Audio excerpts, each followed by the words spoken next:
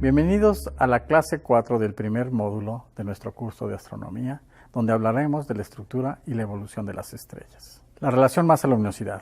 Vimos que la secuencia principal es una secuencia de masas, definida por estrellas que fusionan hidrógeno en helio en su núcleo. Esta relación indica que la luminosidad va como una potencia de la masa. El tiempo de vida aumenta con la masa, que es la cantidad de combustible con la que cuenta una estrella, pero disminuye con la luminosidad, que es la cantidad de energía que pierde por segundo. Entonces, el tiempo en secuencia principal es proporcional al cociente de la masa a la luminosidad y es, por ende, una potencia de la masa. Este tiempo es, por tanto, 10.000 millones de años dividido por la masa a la potencia de 2.5 medida en masas solares. Así, las estrellas masivas viven muy poco tiempo comparada con las estrellas de baja masa que viven prácticamente para siempre. Por ejemplo, es el Sol, que es una masa solar, vive 10.000 millones de años. Una estrella de 10 masas solares vive tan solo 30 millones de años y una estrella de 30 masas solares 2 millones de años. Las estrellas más pequeñas con la mitad de la masa solar, por ejemplo, vivirían 56.600 millones de años. Las estrellas en realidad evolucionan por una perenne lucha entre la gravedad y la presión.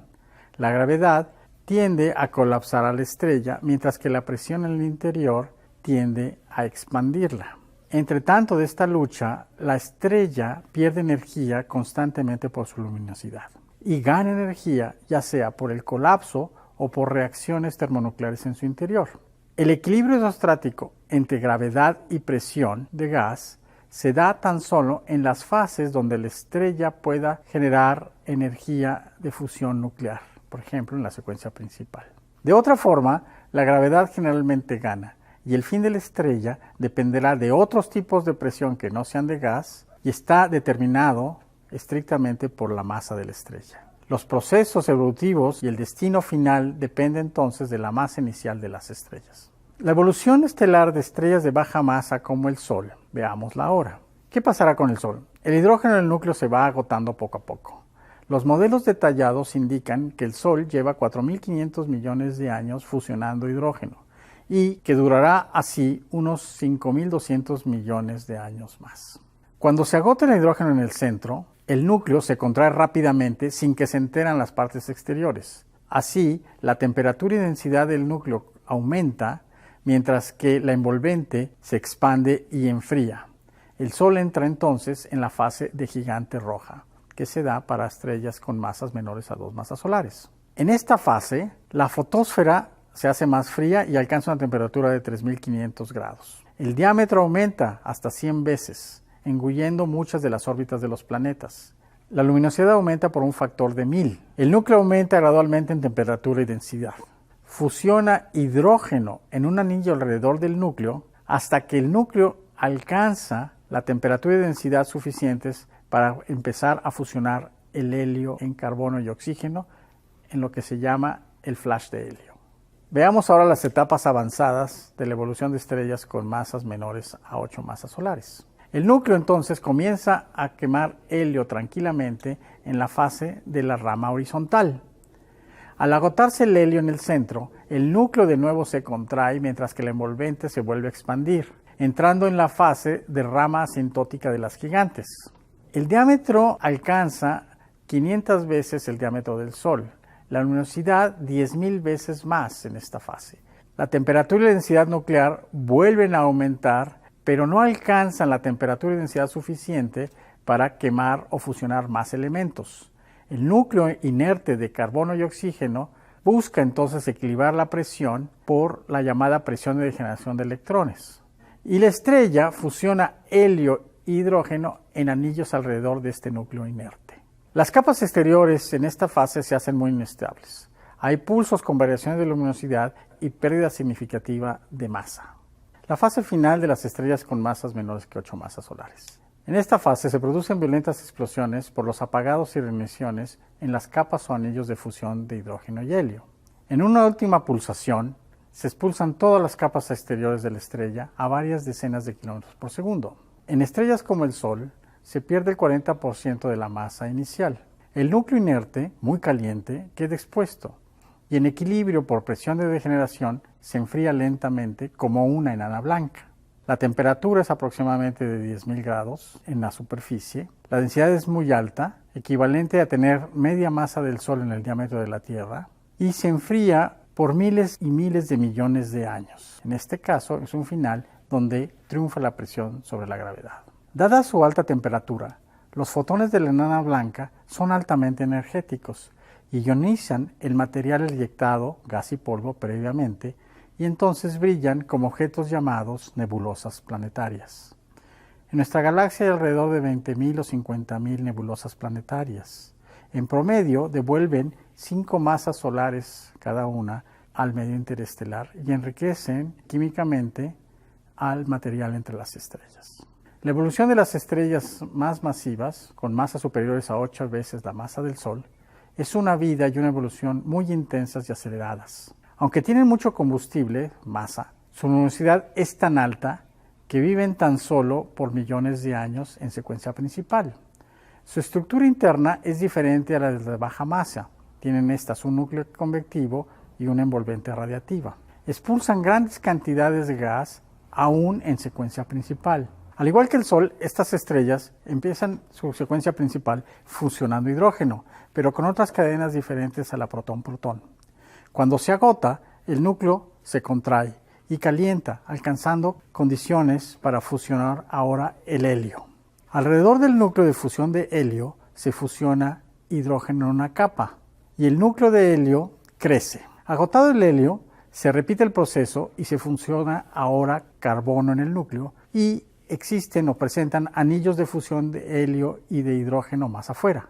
El proceso sigue fusionando después nitrógeno, oxígeno, silicio, hasta llegar a producir hierro en el centro. Ya no se gana energía fusionando el hierro y el núcleo queda inerte, rodeado de capas de fusión de distintos elementos. Todo este proceso define la fase de supergigante, donde la estrella cambia rápidamente de color azul a roja y viceversa, sin cambiar mucho de su luminosidad. La estructura interna entonces es una serie de capas de fusión de diversos elementos, simulando a una cebolla, rodeado de un envolvente radiativa. Las estrellas supergigantes azules alcanzan masas hasta de 100 veces la masa del Sol. La etapa final es explosiva para las estrellas de masa superiores a 8 veces la masa del Sol, en un evento que se denomina supernova de tipo 2. Al aumentar la temperatura hasta 10 a la 9 grados Kelvin, el núcleo de hierro se fotodesintegra en tan solo un segundo. Esto enfría el núcleo y se colapsa liberando 10 a la 46 joules de energía prácticamente en un instante. Nada puede ahora parar el colapso hasta que la densidad del núcleo se acerca a la densidad de los neutrones. Las capas exteriores caen, se produce entonces nucleosíntesis explosiva, rebotan y salen expulsadas a velocidades de varios miles de kilómetros por segundo, formando lo que se llama la remanente de supernova. La luminosidad de la estrella crece por enormes factores. En la explosión de una supernova, el núcleo puede formar una estrella de neutrones. El núcleo, que es rico en neutrones, puede tener su colapso cuando su densidad se acerca a la densidad de un núcleo atómico y se forma lo que se llama una estrella de neutrones. Y tienen típicamente masas menores a 3 masas solares. La densidad es de 10 a la 7 gramos, que equivale a tener la masa del Sol en una sola esfera de tan solo 10 kilómetros de diámetro. La estrella de neutrones rota a muy alta velocidad, dando cientos de vueltas por segundo, y su inmenso campo magnético produce 2 haces de radiación, formando lo que se llama el fenómeno conocido como pulsar. Y algunas estrellas de neutrones precisamente se detectan como púlsares, como el ejemplo que encontramos en la nebulosa del Cangrejo. Vamos a ver algunos ejemplos. La remanente de supernova joven está la supernova 1987A. Una estrella particular de alrededor de 20 de masas solares en la nube de Magallanes a 167.000 años luz de distancia explotó como supernova en febrero de 1987. Al igual que la estrella que aumentó muchísimas veces en luminosidad, se detectaron neutrinos y la radiación esperada en supernovas. Ahora vemos 2 anillos brillantes que emiten luz en distintos elementos químicos. El anillo exterior se formó 300 años antes y la radiación de la supernova lo recalentó. La nebulosa del Cangrejo es el ejemplo de una remanente de supernova reciente. Explotó en 1054 y fue detectada por chinos y árabes. Se detecta hoy en día en prácticamente todas las longitudes de onda.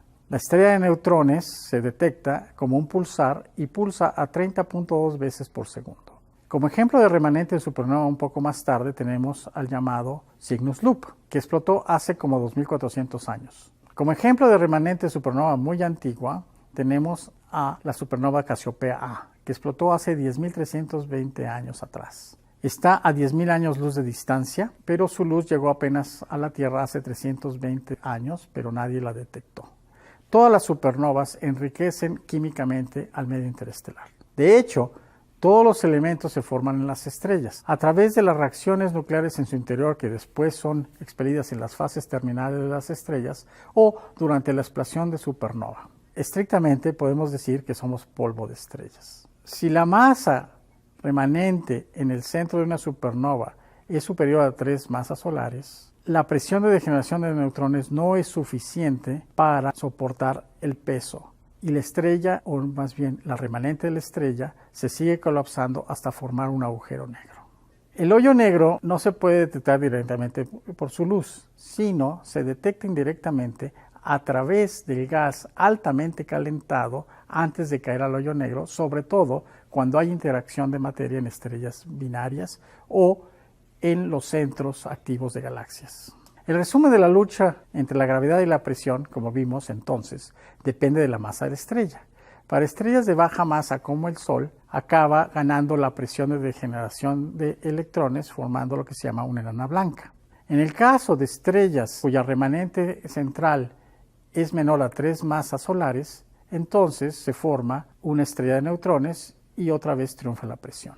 Cuando la remanente central es mayor a 3 masas solares, entonces gana la gravedad y se forma un agujero negro. Todas estas teorías y observaciones sobre la evolución de las estrellas se confirma cuando datamos los cúmulos de estrellas, tanto abiertos como globulares. Todas esas estrellas están a una misma distancia y se formaron en la misma época. Y cuando vemos su diagrama HR, vemos precisamente cómo se van desapareciendo las estrellas de más alta masa en precisamente las etapas avanzadas en el diagrama HR. La nota final de esta clase es que la física de la estructura y de la evolución estelar se conocen bien. La teoría es madura, las observaciones son precisas, los modelos y las mediciones empatan. Nos permiten comparar entonces con estrellas a mayores distancias y estudiar por ende el universo lejano, su evolución y el de las galaxias. Los espero en la última clase de este módulo. Gracias.